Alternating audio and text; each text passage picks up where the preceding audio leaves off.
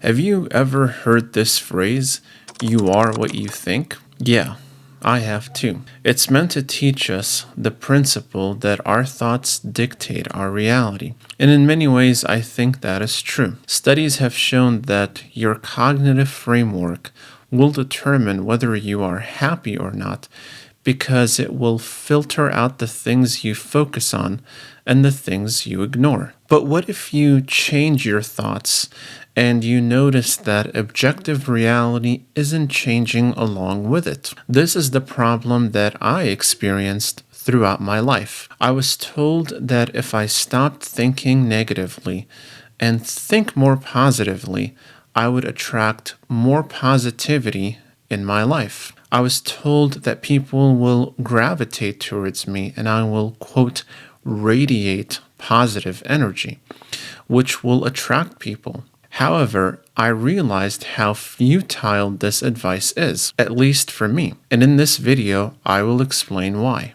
First, we have to understand that people and human behavior are very complicated. You cannot reduce everything in human psychology to a perfect mathematical equation because most situations fall short of our ideals and expectations. This isn't to say that we shouldn't therefore have any expectations, but rather that we should have rough expectations coupled with a willingness to adapt to every situation you find yourself in. So, how did the philosophy of you are what you think sabotage me? It made me think too highly of people and to think that most people are good if just given a chance. The reality, at least for me, couldn't be further from the truth. The reality is not that most people are good if just given a chance,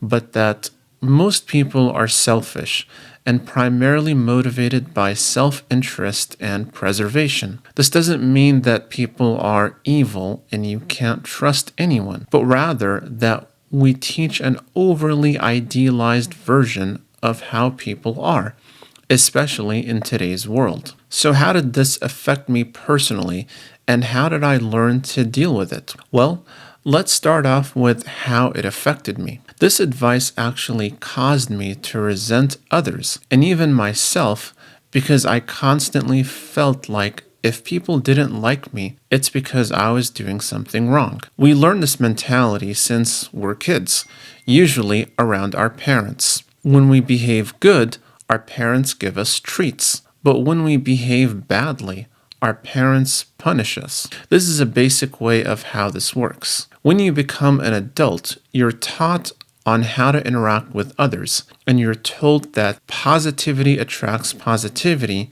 and negativity attracts negativity. So you're encouraged to think and be more positive in order to attract more positive interactions. Again, I do think there is truth to this, but oftentimes the nuance isn't given. So I naively kept trying to build myself up, only to find myself not only not moving anywhere, but even going backwards at times. So then, how did I deal with this dilemma?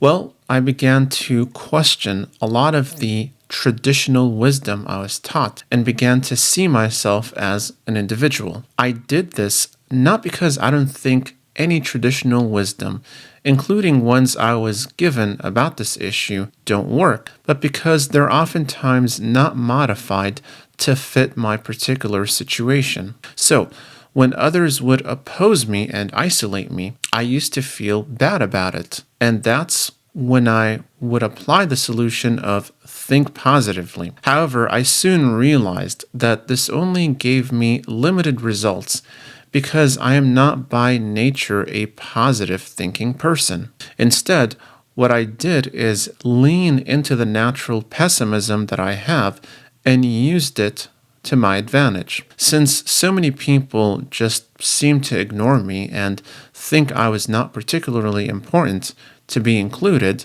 I asked myself, why should I care? If others don't have to follow the rigid standards imposed on me and they still succeed, why should I follow them? I will just create my own destiny. All of this led me to have more confidence in myself, and I started relying less on these tips and tricks to get people to like me. I also understood and accepted a critical fact about human psychology. A lot of people will not like you because of irrational reasons and an inherent bias. This isn't something you can wiggle them out of, at least not very easily. So I decided that I'm not going to let those people fool me with their bias and irrational fear or hatred of me. Of course, I don't think everyone thinks this or has this fear of me, but I've encountered enough people who treated me this way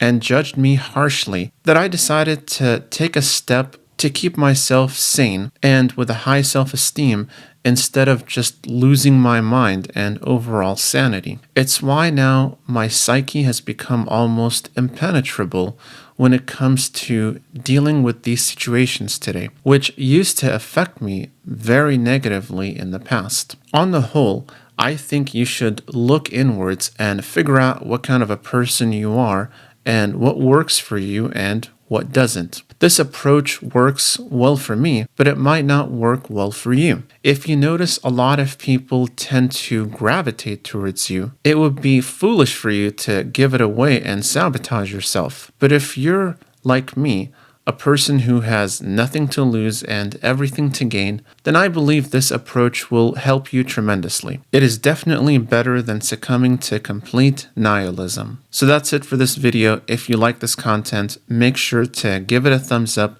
subscribe, comment, and share to get notified about more videos like this one. Thank you for watching and see you in the next video.